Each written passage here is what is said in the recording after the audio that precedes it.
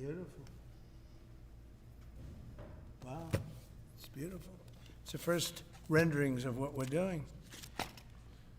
So I want to wish everybody a big hello and Merry Christmas and welcome to Mar-a-Lago for this exciting announcement of the new Golden Fleet. We're calling it the Golden Fleet that we're building for the United States Navy. As you know, we're desperately in need of ships. Our ships are, some of them have gotten old and tired and obsolete, and we're going to go the exact opposite direction.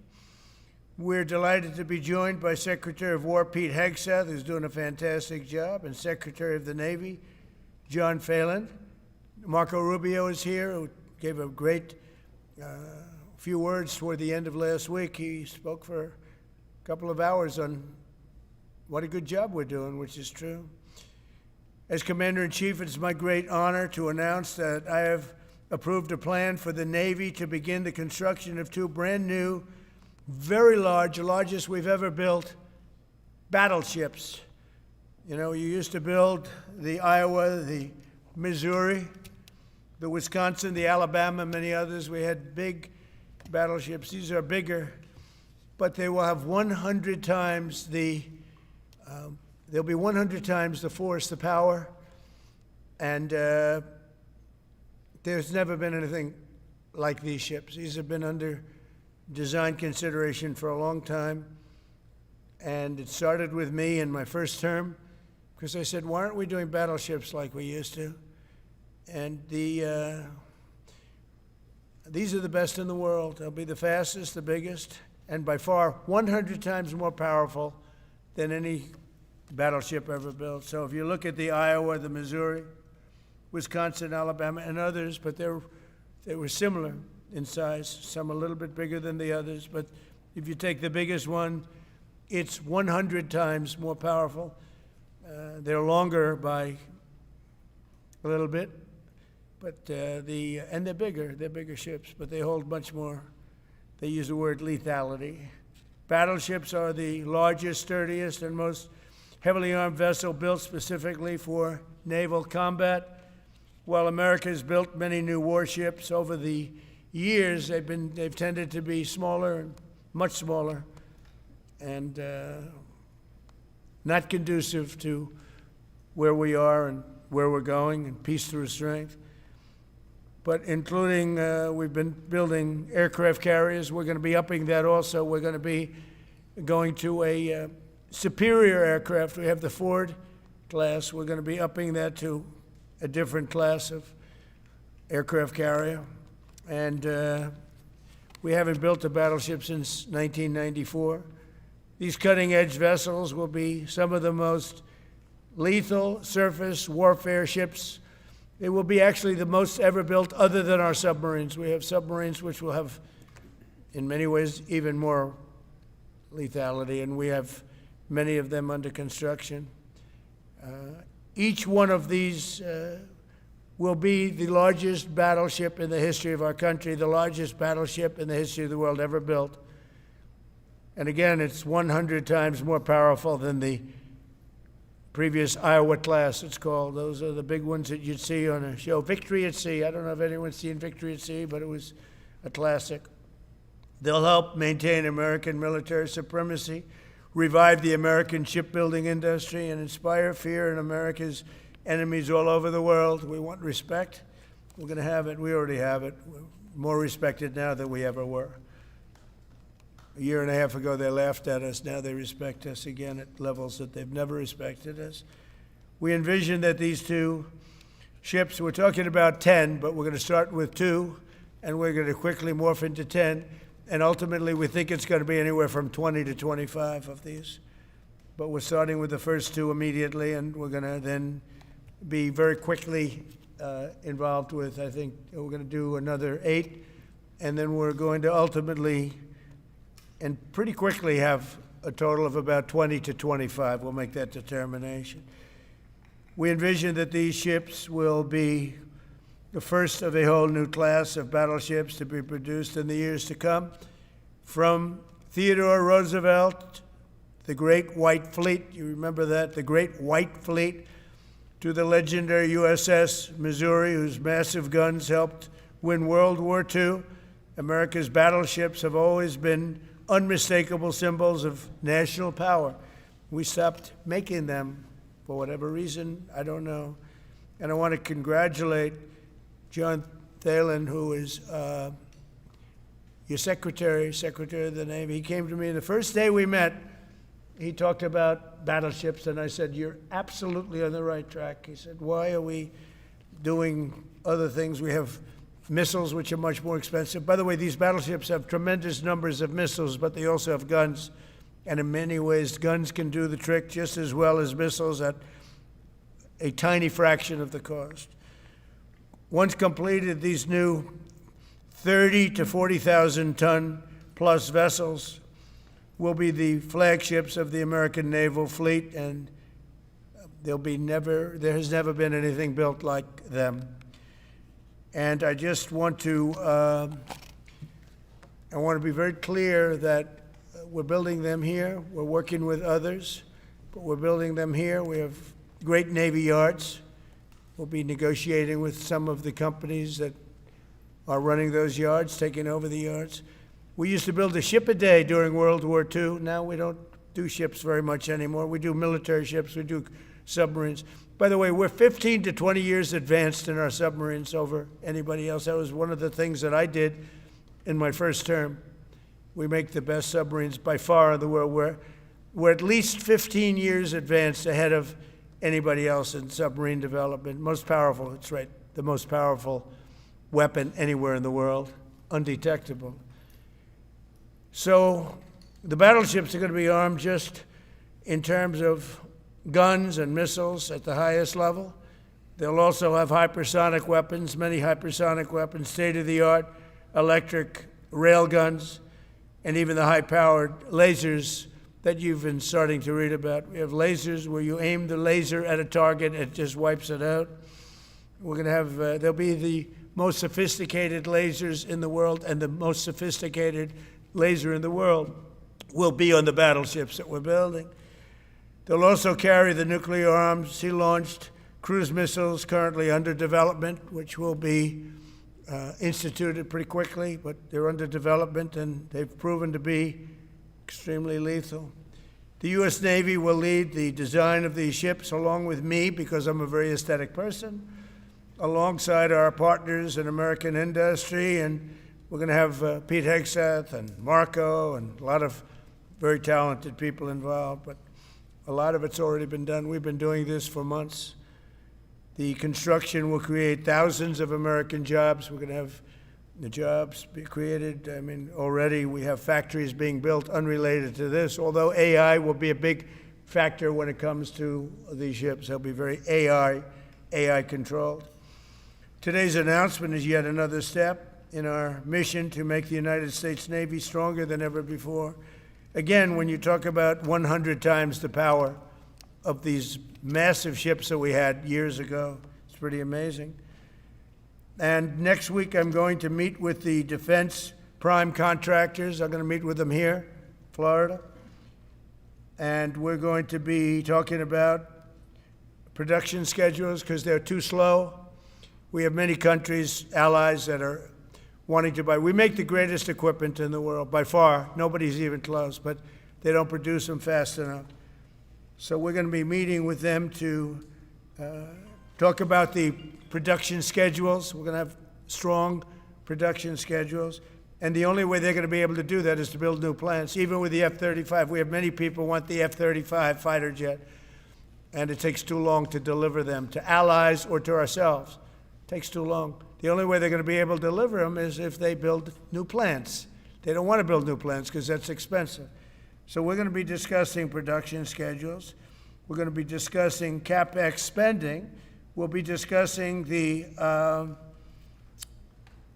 pay to executives where they're making $45 and $50 million a year and not being able to build quickly. They're going to make that kind of money. They have to build quickly. Again, we make the best equipment in the world, but they don't make them fast enough.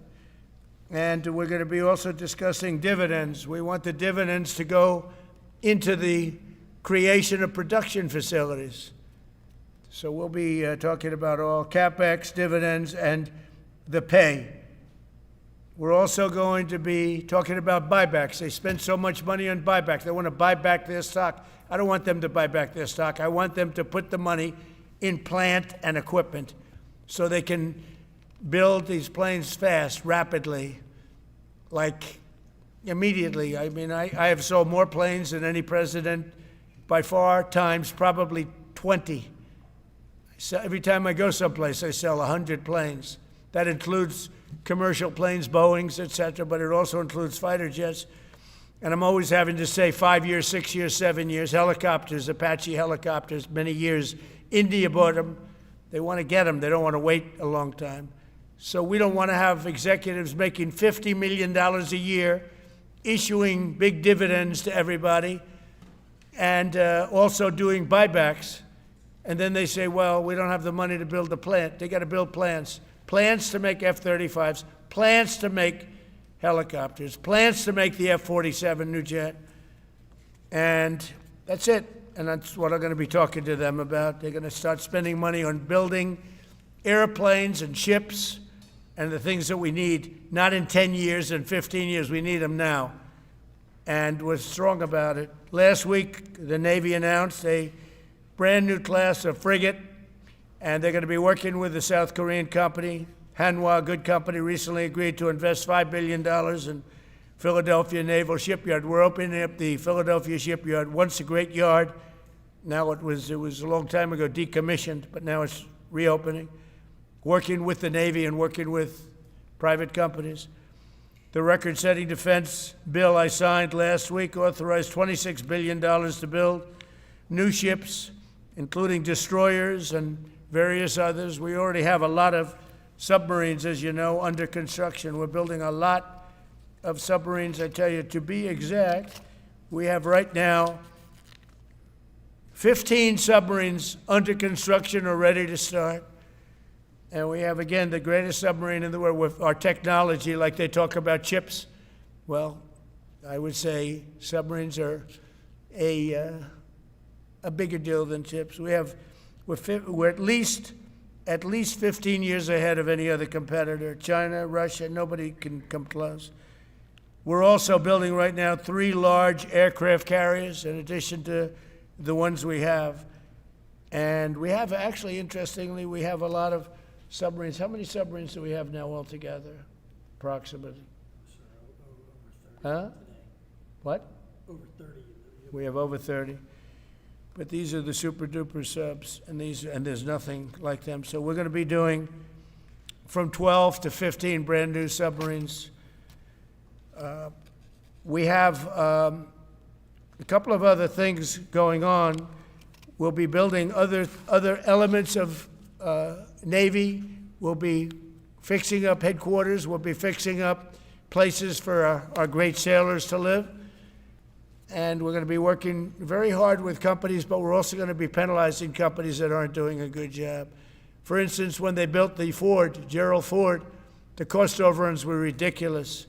That was done in Norfolk, Virginia. We're going to be talking about that with that company. The cost overruns were out of control.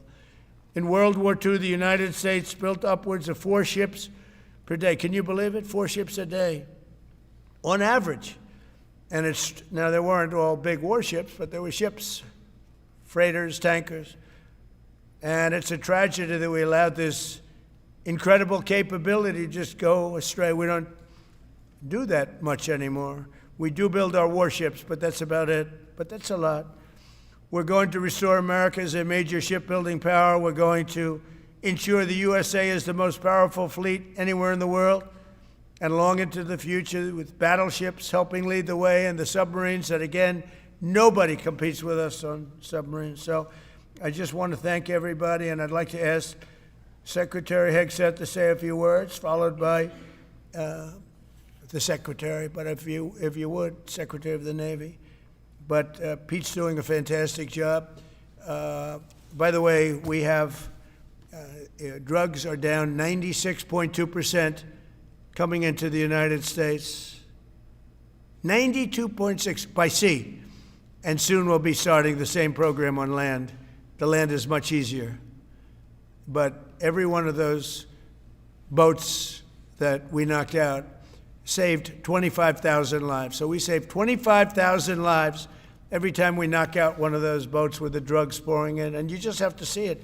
I mean, people say, oh, gee, do you think it was really drugs? Well, just take a look. Bags all over the place. That's not fishing equipment. There's no fishing rods on those boats. They move fast. When you see a boat with 4 engines or 5 engines on, going 40, 50 miles an hour, well, they get hit. We save 25,000 lives every single time we knock out a boat. And it's over 96% stopped by sea. We're trying to figure out who the other 4% are, frankly. And we're going to have the same success, but even quicker, because it's much easier on land. If they want to come by land, they're going to end up having a big problem. They're going to get blown to pieces, because we don't want our people poisoned. 300,000 people died, probably last year 300,000. A lot of people say it was 200. Somebody said last night, it was only 175,000 people. That's like 3 stadiums, big football stadiums filled up with people died. But I think the real number is 300,000. We're not going to have that anymore. So we're doing a great job, and we enjoy doing it. Our border is secure. Our country is strong. Trillions of dollars is coming into our country from other countries and companies. They're building factories and plants, including auto plants, all over the United States of America. Without tariffs, they wouldn't be doing anything, although they were very happy with the November 5th election. But it's only because they want to avoid paying tariffs that they're all coming in. And again, the biggest number was $3 trillion in history. That was China many years ago. Now it's $18 trillion, and that's just in 10 months. We think we could hit $20 trillion. That's investment in the United States, including plant and equipment. So thank you very much, and I'll ask Pete to say a few words, and then John. And if you have any questions, we'll take them. Thank you. Thank you, Mr. President. Well, Mr. President, you're exactly right. There are no fishing poles, no fishermen, and no fishing boats. Just drug dealers and narco-terrorists. And with every strike, we're saving American lives. No other president was willing to do real deterrence. That's exactly what's happening. It's an honor to be here, Mr. President, Mr. Secretary, Secretary Rubio, to talk about what peace through strength really looks like. You can talk about it, or you can invest in it, and you can build it. And that's exactly what President Trump is doing. At the Department of War, we're restoring the warrior ethos. In fact, the President mentioned the NDAA. We put into law merit-based. We put into law getting rid of DEI and political correctness. That's now part of how our military operates, and you've seen it in record recruiting in the spirit of the Department of War. We're rebuilding the military. President Trump did it once. He's doing again with historic investments today in shipbuilding, and we're reestablishing deterrence, whether that's at the border, whether it's through Golden Dome, what happened with Midnight Hammer and what Iran found out, those drug boats, and of course the Houthis opening up the shipping lanes. American strength is back on the world stage. And the announcement of the Golden Fleet, anchored by new battleships, the biggest and most lethal ever, accomplishes all 3 of those things and marks a generational commitment to American sea power. Across the entire department, we are developing new operational concepts, deploying cutting-edge technologies, and making major investments, including in our Navy. This is happening in all domains, including space, as the President has talked about before anyone else. So it's the highest of domains and the lowest of domains under sea, and especially today in sea power, that always has to be decisive, has been in the history of America, and will continue to be under the leadership of President Trump. We will make sure that anything that flows from our country and with our allies flows freely and uncontested. New and better ships will provide that deterrent today and for generations to come. This new class, these new investments, will be the types of things that for decades, for centuries, the American people will look back and thank President Trump for having the vision and the willingness to invest right now in capabilities we need today, tomorrow, and long into the future. So, Mr. President, thank you for this investment, and I'll hand it over now to the Navy Secretary.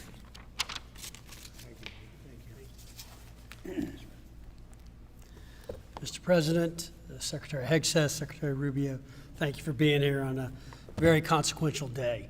From my very first conversation with President Trump about serving as a Secretary of the Navy, he's talked about the great Iowa-class battleship and why America doesn't build ships anymore with that kind of offensive firepower that takes the fight to the enemy. During my time in the job, I've talked extensively with our combatant commanders, like Admiral Paparo and Admiral Cooper, and our CNO, Admiral Cottle. And what I've learned is that not only is the President's idea a good one, it's something that Navy desperately needs and now has a formal requirement for. The future Trump-class battleship, the USS Defiant, will be the largest, deadliest, and most versatile and best-looking warship anywhere on the world's oceans. I want to thank the President for his vision to make this game-changing capability for the United States Navy.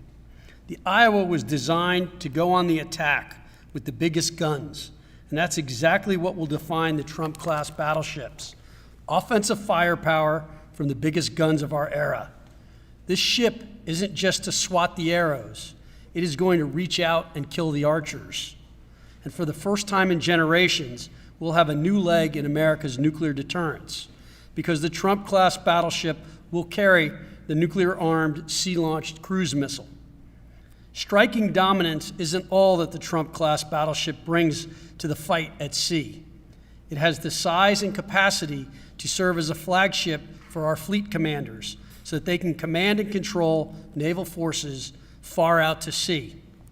As shown in the series, and the President mentioned it, Victory at Sea, Admirals Bull Halsey and Raymond Spruance commanded the war in the Pacific from their battleship flagships during World War II. Now this new battleship will command everything from warships to drones and everything in between. We're going to make battle groups great again. And this is just one piece of the President's golden fleet that we're going to build with the investments he talked about. A new frigate, the right frigate, the one our warfighters have told us they need. More amphibious power for our Marines with new capabilities like the medium landing ship. As part of the Navy's high-low mix, we're moving out aggressively on unmanned vessels with funding from the President's One Big Beautiful Bill to bring options to the fight and pull new, non-traditional defense partners into the American shipbuilding ecosystem. And we're making a generational investment in support ships. Logistics wins wars, and that kind of shipbuilding is the spark that will ignite the industrial base and help power the commercial shipbuilding that the President has called for.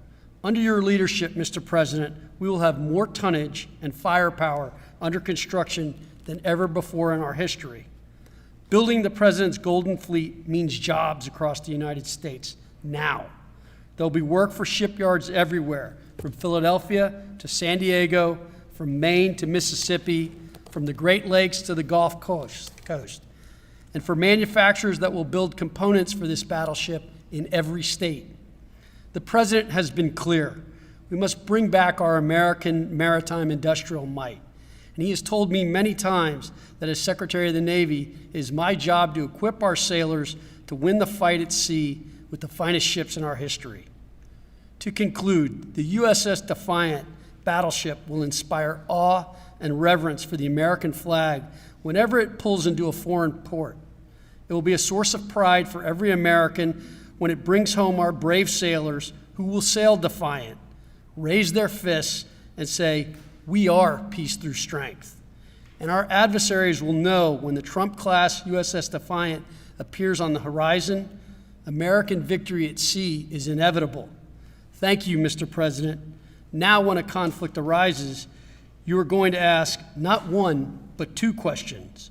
Where are the carriers and where are the battleships? Thank you. I just want to mention that John Phelan is one of the most successful businessmen in the country, in our country.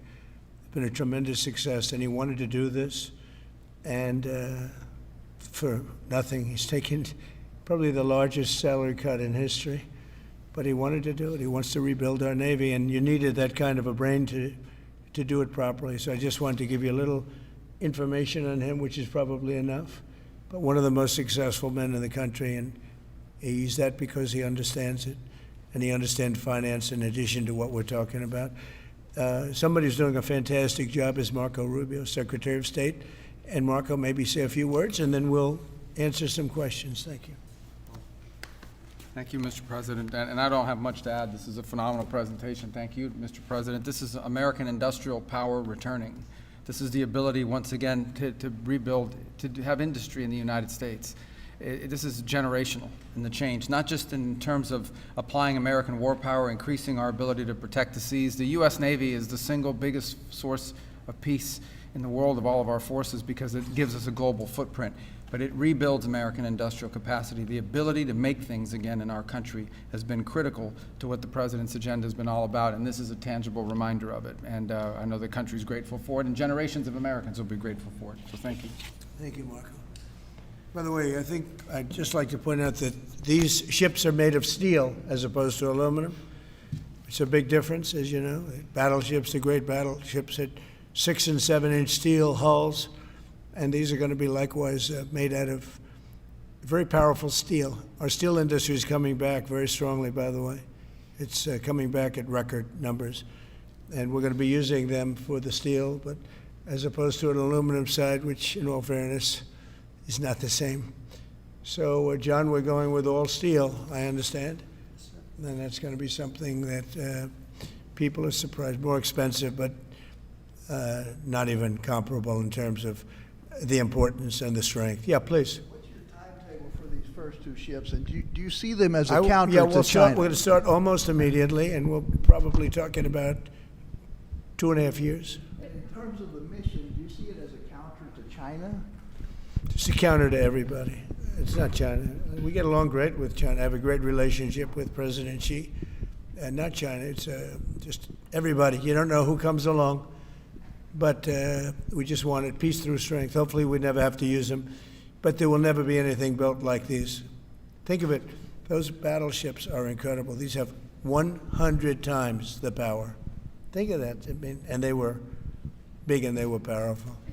You know, I thought about taking some that are in dry dock and changing them. And then when I said that, you know, if we did, it would be about, we could increase, if we doubled them, they'd be at like just a tiny fraction of what one of these was. This is the new technology, which is incredible. So we decided pretty early on not to do that. Yeah, please. Mr. President, Julio Rosas with Most Peaceful Media. You just referenced the lower amount of illegal drugs that are coming by sea, and you just said that you're going to start that same program on land soon. Are you just referring to Venezuela, or are you referring to other countries in Latin America? Anywhere drugs are pouring in, anywhere, not just Venezuela. No. Yes.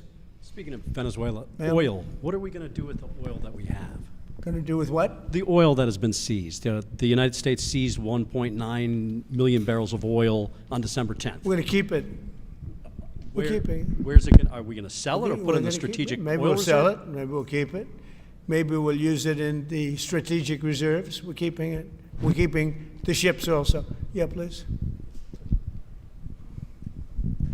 About Venezuela, sir, have you spoken to American oil companies that have had their assets seized about what a post-Maduro Venezuela would mean for them, what coming back and restarting operations? The big ones, yeah. I have. Yeah, please. Why do you feel like this initiative was neglected for so many years, and does this come amidst the rising tensions between the U.S. and Venezuela? We're talking about with Venezuela? Yes. Well, you had a different kind of a president before me. They didn't mind being ripped off. They didn't mind being robbed. They didn't mind drugs pouring into our country. They didn't mind the jails of Venezuela and Trinidad being emptied into the U.S., where they take over Colorado and other places. I do mind. So you had a different kind of a president. I hope people are enjoying it because we've never been respected more than we are now. Yeah, please. Thank you. Thank you, Mr. President. Were you surprised by the number of photos of Bill Clinton in the Epstein files? And can you commit to their by full... What? And were you surprised by the number of photos of Bill Clinton in the Epstein files? And can you commit to their full release by the end of the year? Some of the victims were protesting that too many of them were redacted. I know there are a lot of people that are angry about all of the pictures of other people, you know, but I think it's terrible. Look, I like Bill Clinton. I've always gotten along with Bill Clinton. I've been nice to him. He's been nice to me. We've always gotten along. Respect him. I hate to see photos come out of him, but this is what the Democrats, mostly Democrats, and a couple of bad Republicans are asking for. So they're giving their photos of me, too. Everybody was friendly with this guy. either friendly or not friendly, but they, he was around. He was all over Palm Beach and other places. The head of Harvard was his best friend, Larry Summers. And Bill Clinton was a friend of his, but everybody was. I actually threw him out of Mar-a-Lago. And as a person that was in Mar-a-Lago, I threw him out. Mar-a-Lago, this is Mar-a-Lago. It's the hottest place I think it's the hottest place in the world, but it's the hottest place in Florida. And everybody would come here, he'd come here. We actually threw him out. But no, I don't like the pictures of Bill Clinton being shown. I don't like the pictures of other people being shown. I think it's a terrible thing. I think Bill Clinton's a big boy, he can handle it, but you probably have pictures being exposed of other people that innocently met Jeffrey Epstein years ago, many years ago, and they're, highly respected bankers and lawyers and others, and they'll end up, because of guys like Massey, who's a real lowlife, whose polls are down to about 9%, by the way, in the great state of Kentucky. If you look at Kentucky, Kentucky is such a great place, but I don't know, they've got a couple of people on there that are very strange in terms of leadership, but Massey's a loser, and he likes it, and that he works with the Democrats. He's just being used by the Democrats, because what this whole thing is with Epstein is a way of trying to deflect from the tremendous success that the Republican Party has. Like, for instance, today we're building the biggest ships in the world, most powerful ships in the world, and they're asking me questions about Jeffrey Epstein. I thought that was finished. I believe they gave over 100,000 pages of documents, and there is tremendous backlash. It's an interesting question, because a lot of people are very angry that pictures are being released of other people that really had nothing to do with Epstein, but they're in a picture with him because he was at a party, and you ruin a reputation of somebody. So a lot of people are very angry that this continues. A lot of Republicans are angry because of the fact that it's just used to deflect against a tremendous success. Look, we have $18 trillion coming into our country. We have, I believe, we're going to have the most successful economy in history. We inherited a mess. Now prices are coming way down. Gasoline is less than $2 in some states, $1.99, $1.97, $1.95 a gallon. $1.95. Think of that. A gallon. Nobody ever thought they'd see that. They don't want to talk about that. They want to talk about Epstein. And the problem is a lot of Democrats are being caught up in the web, like Larry Summers. Larry Summers was the head of Harvard. He's now been forced to resign from every board he's on, and he was thrown off the Harvard board. Now he was at Epstein's Island a lot. I wasn't. I never went there, by the way. But fortunately, it's nice. But I never went there. But a lot of people did go there. But instead of talking about the battleships, or instead of talking about most favored nations drugs, we're bringing down drug prices like at a level that has never even been thought of, by thousands. Think of it, by 1,000%, by 1,200, 1,300, 1,400% in some cases. A drug that sells for $10 in London is costing $130 in New York. We're bringing it down to $20, and they're going to go up to 20. So they're going from 10 to 20, which is a doubling. It's a doubling. That's a lot, but it's a doubling. But we're going down to 20. So we're going down, if you can do your own math, but it's 2,000%, 3,000%. It's pretty amazing. And the New York Times had a story about it, a small story, way in the back of the paper. It's the single biggest thing to happen with respect to drugs probably in 50 years. It's never been anything like this. In my first term, I was able to get drug prices down 0.25%. It's the first time in 28 years that they went down. 0.25%. I was so proud of myself. Now we're doing them 2,000%, 1,500%, 1,200%. That pill that sold for $130 will now be selling, as an example, for $20, because the rest of the world took advantage of us. Without tariffs, I could have never done it. I called up the heads of the countries. As an example, France, I spoke to a very good man, President Macron of France, and I said, Emmanuel, you have to raise your drug prices. He said, no, we will not do that. I said, you have to. He said, no, I don't want to do that. Look, you're asking me for go to $10 to $20. You're going to come way down to 20. We don't want to do that. Now, in all fairness, no other president even tried. But if they did try, there was actually a fake story in stupid USA Today. I didn't even think they'd make it anymore. I haven't. But I saw a story where Biden was trying to do this. Biden never tried to do it. Biden didn't know he was alive. He never tried to do it.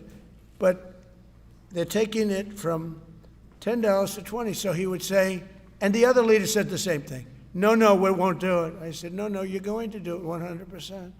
They said, nope, we're not doing it. We're not going to double our price. Because, again, if you go from $10 to $20, they're doubling their price. We're coming down, though, from $130 to $20, because we're going to get the lowest drug prices in the world. Whatever the lowest price is called favored nations. We're going to have the lowest price. So I said, no, you're going to. No, I will not do this. Politically, it's unacceptable. I said, Emmanuel, you're going to do it 100%. Please accept it now. Be nice. You're going to do it 100%. No, I will not. I said, yes, you are. He said, why do you keep telling me I am when I'm not? Because if you don't do it, I'm going to put a 25% tariff on everything France sells into the United States of America. And that's approximately 20 times more than I'm asking for with respect to drug prices. He said, I see. I agree to do it. Every other country said the exact same thing.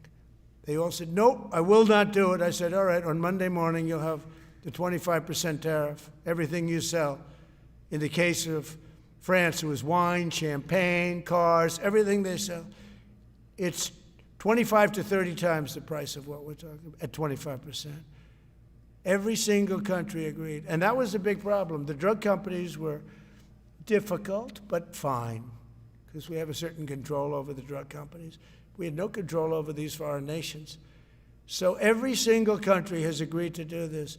So we will take that pill price down as an example. Talking about not just pills, we're talking about everything. We'll take it down from $130 a pill down to $20 a pill. And the rest of the world will take it from $10 a pill up to $20. It's the biggest thing ever to happen, and it's covered, barely covered in the New York Times, because it's a fake newspaper. Yeah. Mr. President, on shipbuilding, how is the administration plan to ensure that there's sufficient workforce availability as you're producing these ships? Could you speak up? How does the administration plan to ensure there is sufficient workforce availability as you're producing these ships? We're going to have it. We're going to have tremendous workforce availability. We're also going to have robots helping us. We're going to have a lot of robots helping us because we need it. And because we're going to town, we're building a lot between the AI and the auto plants. So we're going to need robots. We're going to have robots, but that's going to help us. We're going to have tremendous workforce. And in order to operate you're always going to need people. You know, you could have robots, but you're going to have to get somebody to start those robots, and you're going to have to improve the robots. But we're going to have robotic factories plus manpower. So we're going to have enough. We're going to need the help of robots and other forms of, I guess you could say, employment. We're going to be employing a lot of artificial things, but the beauty is we're going to have more jobs than we've ever had. Just so you know, a number came out the other day. We have more jobs right now in the United States. More people are working right now in the United States than at any time in the history of our country. Think of that. Pretty amazing. So we'll have the help of, mechanical help, if you want to call it that, but we'll have tremendous employment. They'll be paid a lot of money. They'll do better than they ever did. Okay? Yeah. Some may have been expecting a different kind of announcement today, hearing your Secretary of War and Secretary of State here. You mentioned strikes on land in Venezuela more than 15 times, even now, just in your recent remarks. Why should Maduro take your threats seriously? And he can do whatever he wants. What's your end Maduro? game? What's your end game? There's no answer. He can do whatever he wants. I mean, we have a massive armada formed, the biggest we've ever had, and by far the biggest we've ever had in South America. He can do whatever he wants. It's all right. Whatever he wants to do. If he wants to do something, if he plays tough, it'll be the last time he's ever able to play tough. But they sent their prisoners into us. They sent people from jails, and prisons. They sent people from mental institutions and insane asylums into the United States, just walked right in because Biden had an open border policy. What the Biden administration did to our country can never be forgotten. They took in millions and millions, 25 million people over the course of 4 years. Many of those people were murderers and drug dealers, prisoners, rough prisoners. 11,888 murders. More than half of them killed more than one person. They came into our country. Now, I spoke to Christine Noem today. I spoke to Tom Homan today. He came down to see me. And we had a great meeting. They've done an amazing job. We're getting them out. We're getting them out very fast. But this should have never happened. But Venezuela was one of the... Venezuela took advantage of the open borders that Biden created more than any other country. Tren de Aragua, we had gangs all over. Look, I mean, you have a very weak governor in Colorado. Look what happened in Colorado, where they would occupy apartment houses. And he didn't want to do anything about it because he was scared. Any other questions? Yeah, go ahead, please. So in response to the United States taking sanctioned oil from Venezuela, Colombian President Gustavo Petro criticized the United States by saying, well, the Southwest is stolen land and that it should be returned to Latin America. I just wanted to know what your response to that is. Well, he has to watch because, you know, he's got drug factories. They make cocaine in Colombia. And he's no friend of the United States. He's very bad guy. And he's got to watch his ass because he makes cocaine and they send it into the United States of America from Colombia. We love the Colombian people. I love the Colombian people. They're great people, energetic, smart, great. But their new leader is a troublemaker, and he better watch it. He better close up those cocaine factories. They have at least 3 major cocaine factories. We know where they are. He better close them up fast, yeah. By the way, it's made and sold into the United States. Comes through Mexico. Thank you, sir. You've named Governor Landry to be new special envoy to Greenland. Yeah. How do you, what do you see that role entailing, and is it still your intention that Well, Greenland he called become me, part and of the you know, U.S.? he viewed Louisiana, the Louisiana Purchase. He said, "I'm governor of Louisiana," and he said, "I would love." I didn't call him; he called me. He's very proactive. He's a great guy. He's a deal guy. He's a deal maker type guy. And we need it for national protection. We need Greenland for national protection. They have a very small population. And I don't know, they say Denmark, but Denmark has spent no money. They have no military protection. If they say that Denmark was there 300 years ago or something with a boat, well, we were there with boats too, I'm sure. So we'll have to work it all out. But he felt very strongly, we need it for we need Greenland for national security. Not for minerals. We have so many sites for minerals and oil and everything. We have more oil than any other country in the world. We need Greenland for national security. And if you take a look at Greenland, you look up and down the coast, you have Russian and Chinese ships all over the place. We need it for national security. We have to have it. And he wanted to lead the charge. So we're making him, Marco, today, a special envoy to Greenland. Greenland's a big deal. Yeah. On the talks that took place this past weekend, and could a trilateral discussion of sort be the next step for Ukrainian, U.S., and Russian delegations? So the talks on Ukraine, Russia are going along. They lost, as you know, 27,000 soldiers last month, mostly soldiers, some people, but some people in Kiev, etc., but mostly soldiers. And the talks are going along. And I say that, you know, there's tremendous hatred between these two leaders, between President Putin, President Zelensky, tremendous hatred. And I hope we can get it done. We are talking. Talks are going okay. But, you know, I've solved 8 wars. And Thailand is starting to shape up. You know, they started with Cambodia. They started up again. But I think, Marco, we have that in pretty good shape to have that stopped. So we stopped 8 wars.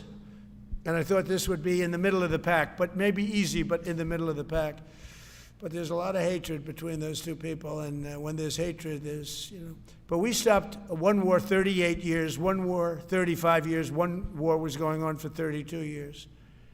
And we stopped, think of it, we stopped a potential nuclear war between Pakistan and India. And the head of Pakistan, highly respected general, he's a field marshal, and also the Prime Minister of Pakistan said, President Trump saved 10 million lives, maybe more, by getting that war. You know, 8 planes were shot down. That war was starting to rage. And he actually said the other day that President Trump saved 10 million lives, maybe more. So we solved all these wars. The only one I haven't solved yet is Russia, Ukraine. Are you still pushing for the Christmas Day deadline with Russia and Ukraine? And have you spoken with Putin or Zelensky or plan to push the I'll do deal? whatever I have to do. I mean, I'd like to see it stopped. Look, we don't lose any money in that war anymore. You know, Biden gave $350 billion, and who knows what happened to it. We now sell missiles, planes, all of the best military equipment. We sell it to NATO. We got NATO to go from 2% GDP to 5%. Nobody believed that to this day. Nobody's going to write that, but nobody believed it. And they take that money and they pay it to the United States for weapons. So we sell weapons to NATO. We sell full price. We sell weapons to NATO, and NATO takes those weapons and probably distributes them, but gives a lot of them to Ukraine. So we don't lose any money like we did with Biden. He was spending money like a fool. He was a fool. What he did to our country is so horrible. But he gave $350 billion between cash, gave a lot of cash, $350 between cash and weapons. You remember at the beginning of that whole thing, I gave them javelins. Javelins are the anti-tank busters. And President Obama at the time gave them sheets. I gave them javelins. They gave them sheets. But you know, the bottom line, it's time for, I think they're all tired of that war. Everyone's tired of that war. It's got to stop. Yeah, please. The U.S. was in active pursuit of a sanctioned oil tanker yesterday. Are you able to share what became of that tanker? Was the U.S. able to seize it? No, it's moving along, and we'll end up getting it. Yeah, we're actually pursuing it. Can you imagine? Because it came from the wrong location. It came out of Venezuela, and it was sanctioned. Yeah, please. Ultimate goal in Venezuela to force Maduro from power. Well, I think it probably would. I can't tell that. That's up to him, what he wants to do. I think it would be smart for him to do that. But again, we're going to find out. Look, Venezuela did terrible things to the United States. They sent hundreds of thousands of people, millions of people, into our open border. They sent their criminals, they sent their prisoners, they sent their drug dealers, they sent their mentally insane and incompetent people into our country, more than any other country. Others did too. The Congo did. Others did too. And we just let them come right in because we were run by a stupid president. But you don't have a stupid president anymore. Mr. President, have you set up the meeting with the health care insurers just yet? And what are you hoping to get? How I'll are be you setting hoping to it up. lower I think we're costs? going to meet with the healthcare insurers, the insurance companies. So what I'm asking for in healthcare is very simple. Obamacare is a disaster. I call it the Unaffordable Care Act. Unaffordable as opposed to, it's unaffordable. They're going to have a tremendous increase in premiums, which is Obamacare, which is them, the Democrats' fault. They'll try and blame Republicans. It has nothing to do with us. It's the Democrats' fault. What I want to do is we spend hundreds of billions of dollars a year that go to insurance companies. I want that money to go to the people and let the people buy their own health care. And everybody loves it. It's become our issue. Now, before I do that, I'll meet with the insurance companies, just as I met with the drug companies. As you know, we're meeting with 4 other drug companies, Johnson & Johnson, but they've all agreed. We're meeting with them this week. It's coming up. It'll be a similar meeting. They've all agreed. But nobody would have thought the drug companies were going to do what they did, where they're giving away free drugs. They've been so great, okay? And we have most favored nations. Nobody thought that was possible. I don't think any other president ever tried to get it because they never thought they could. But with respect to the insurance companies, I want to meet. There's essentially 14 of them, 10 big, but there's a total of 14 pretty much, pretty big. And I want to meet with them, and I want to say, I want you to cut your rates way down, way down. And maybe if they do that, we'll be able to not cut them out. We'll be able to continue to deal with them, which is probably a little easier process. I think the best process is pay the money directly to the people, let them buy their own health care. But I'm going to meet with them the first week back. I do it now, but they're trying to come up with a schedule. They want to meet badly, they've told me, but they want to come up with a schedule. I said, make it a good schedule. Your rates have to come way down. We're also going to meet with other insurance companies because under Biden, the insurance rates have gone through the roof. Auto insurance, home insurance. I mean, insurance companies are making far more than they're entitled to make. So we're going to be doing that. But just in the meantime, we'll be meeting with the insurance companies in the first week, the first few days back in Washington, because they're trying to come up with a proposal that will satisfy me. Thank you very much, everybody. Appreciate it. I hope you're going to enjoy the battleships. They're going to be beautiful. Thank you. And have a great Christmas if I don't speak to you. Thank you very much.